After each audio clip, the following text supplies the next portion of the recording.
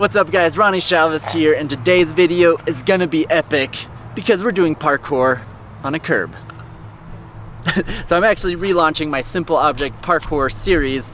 In this video it's gonna be 10 ways to do parkour on a simple object. Then I'm also gonna throw in clips on doing that move in real life in a more crazy situation and how it all came from just learning simple parkour on a simple object. So that's why I think this is super practical, because a lot of people message me and tell me, Ronnie, there's nowhere for me to practice parkour. Well, literally, if you have a curb in your front yard or anywhere in the city you live, you can practice parkour. You just have to know how to be creative. And I'm actually going to show you the 10 ways you can practice parkour on a curb so you don't have to be creative yourself, but can just jump right into it and start learning parkour. So let's jump into it and start learning parkour on a curb. Our first move we're going to do is just a simple precision jump, but let's talk about how you can practice working up to big precision jumps just using a curb, because sometimes you go to find like a cool precision jump gap, but it's too big, it's too crazy, or it's too small and it's kind of boring. Well, the beautiful thing with a curb on flat ground is that you can create any distance you want. You just got to use your imagination, use that brain power inside your head to just create a visual field of lava that you have to jump over and land on that curb to not die. You know, you got to be like a little kid again, like you're 6, trying to escape that hot lava. Parkour is perfect for the game Hot Lava, so that's just what you got to think about.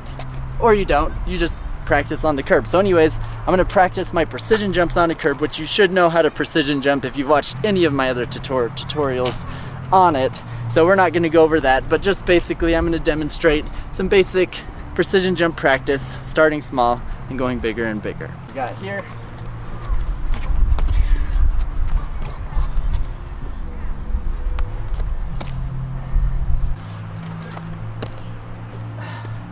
Now we're going to do running precision. Here it goes.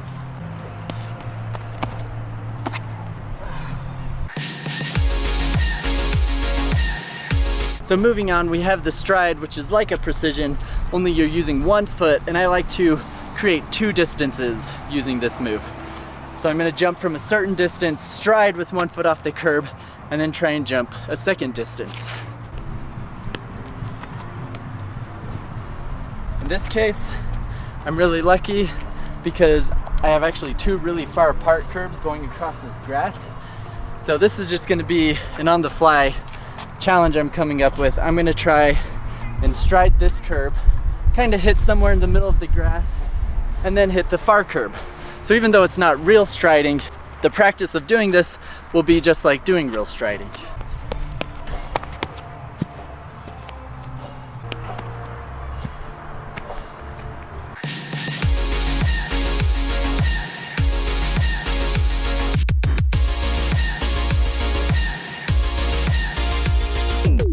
Alright, so the next thing we can use a curb to practice is just our balance. So it may sound easy to practice balancing on a curb, but you don't just have to walk normally to practice balance. You can walk backwards, sideways, do weird twisting motions while walking. That'll make it a lot harder to keep your balance on the curb. Once again, you just got to be creative.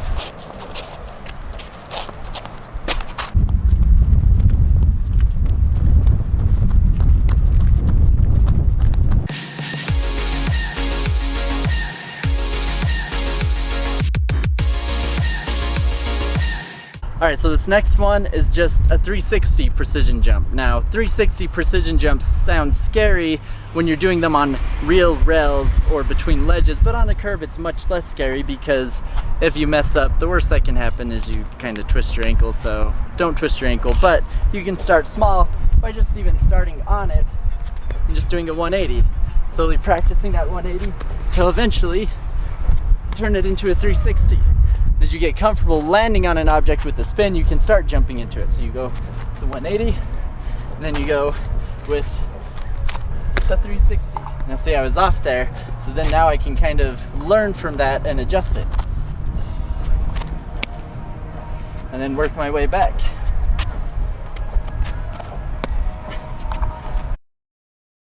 Alright, so our next move is similar to balance, but on our hands. That's the handstand or hand balancing.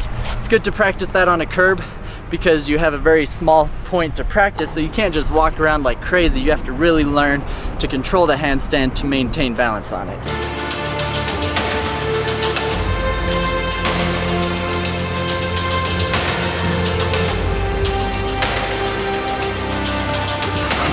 So our next move, after we've learned the handstand on the curb, is to do a handstand drop or a handstand precision drop. So basically, you're gonna do a handstand and then try and land your feet in place.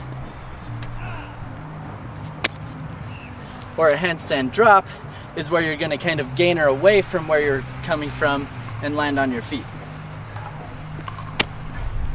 And if you still feel a little uncomfortable trying that on a curb, you can just practice it on a line on flat ground.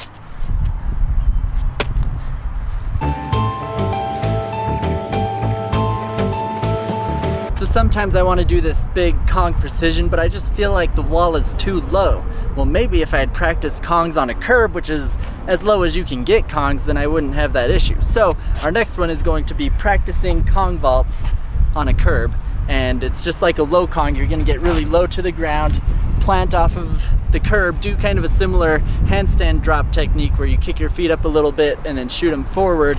And we're just gonna see how far we can get with a Kong precision just using a curb.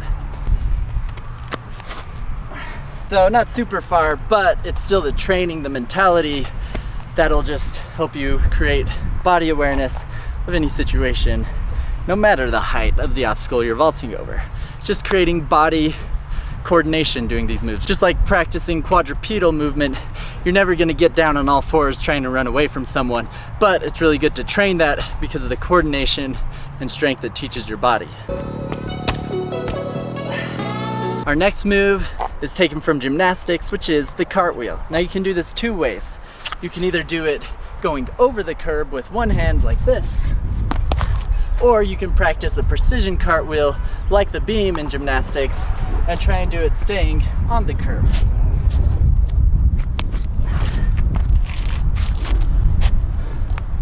And that's it. Yeah, that's all I got for that one. Now this one's a weird one, but it's kind of fun. It's the reverse vault, and there's two different variations I like to do off the curb. So you have your normal reverse vault where you just kind of kick over, land on both feet. I personally like to turn it more into like a double leg. Still pretty challenging, and you'll want to be careful with that one, but it makes it fun. But my favorite way to reverse vault is actually taking off my opposite leg, planting my opposite hand, and then kicking that same leg over into a weird twisty-madoo vault. So you go, you just pop up like that.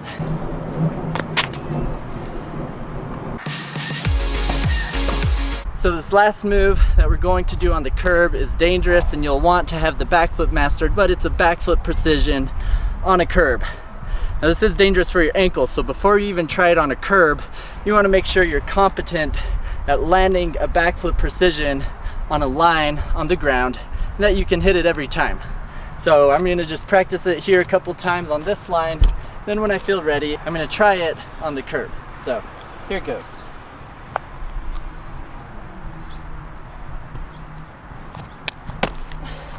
Not bad, not bad.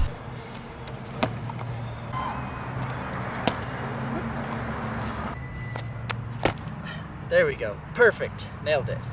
Now let's try it on the curb and then the top of a building, and we've completed life. We've accomplished life. Once you land a backflip precision on a building, you've reached the pinnacle of all that there is to live for in life. You may as well jump off the building. Yep.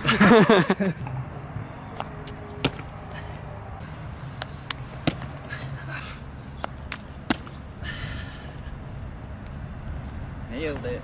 I'm a ballerina. Boom! There you have it, guys. There are 10 ways, 10 parkour moves to practice on a curb when you don't have much else to practice on. Let me know if you have any other ideas, or if you want to see more videos like this, taking a simple object and giving you 10 ways to practice using only that simple object, so that you can be the parkour master, not needing any super parkour park, but just your imagination, creativity, and whatever lies in front of you. So that's all, everyone. Be sure to subscribe for more videos. As always, thank you for watching.